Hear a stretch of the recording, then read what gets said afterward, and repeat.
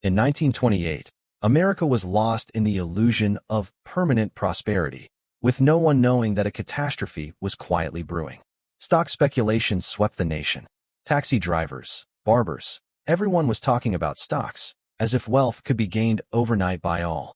Amid the frenzy of leverage, people borrowed from every friend and relative to wager their entire fortunes, unaware the bubble was on the verge of bursting. A Yale economist declared, "Stock prices have reached a permanently high plateau," a phrase that would later become one of history's most ironic prophecies. From 1921 to 1929, the Dow Jones soared nearly fivefold. False prosperity masked fatal flaws. Margin loans jumped from $1.5 billion to $8.5 billion. Greed was slowly devouring the entire United States. All revels must end. In October 1929, an unstoppable storm arrived right on schedule. Black Thursday, 13 million shares dumped. The market crashed at opening, and panic spread instantly. Ticker tapes lagged for hours. Unable to see real-time prices, people sold frantically in despair. Top bankers hastily raised $20 million to prop up the market, attempting to turn the tide, but it was a drop in the ocean. One banker bought steel shares above market price, briefly steadying the market. Media cheered that the crisis was over. They were wrong. The false calm only paved the way for an even more devastating collapse. Black Monday came. The Dow plummeted 13% in a single day, setting a historic record. Panic spiraled completely out of control. Hope was gone.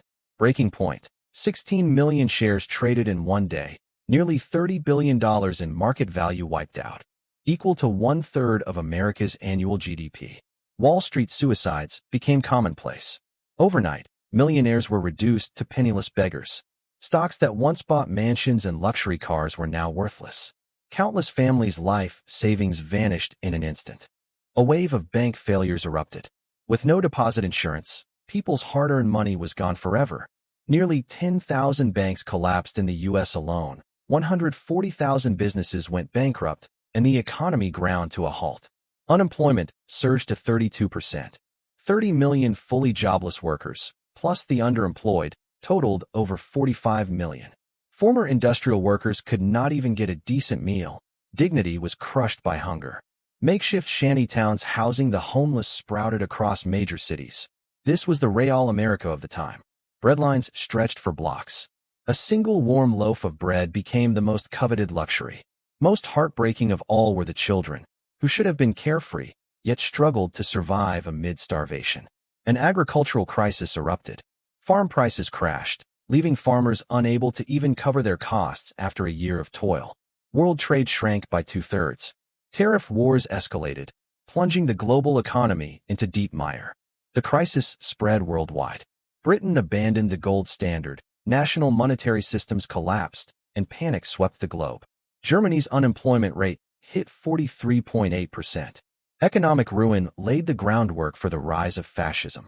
In despair, people turned to their government for hope. Who could save this collapsing nation? A turning point arrived. Franklin D. Roosevelt took office and announced the New Deal. A mission to save America had begun. A bank holiday was declared to restructure the financial system, rekindling hope in the future. Relief through work programs and public infrastructure projects tackled unemployment while improving the nation's foundations, killing two birds with one stone. Industrial production was regulated, laws enacted to cut overcapacity, and American industry gradually emerged from its slump. Agricultural production was adjusted. The government purchased surplus crops, finally lifting farmers out of despair. The New Deal took hold. Living conditions improved, and despair slowly gave way to hope. The stock market gradually recovered. The economy slowly rebounded, but the disaster left permanent scars. The Great Depression lasted a decade, reshaping the global order. It also warned the world. Under greed, there is no such thing as permanent prosperity.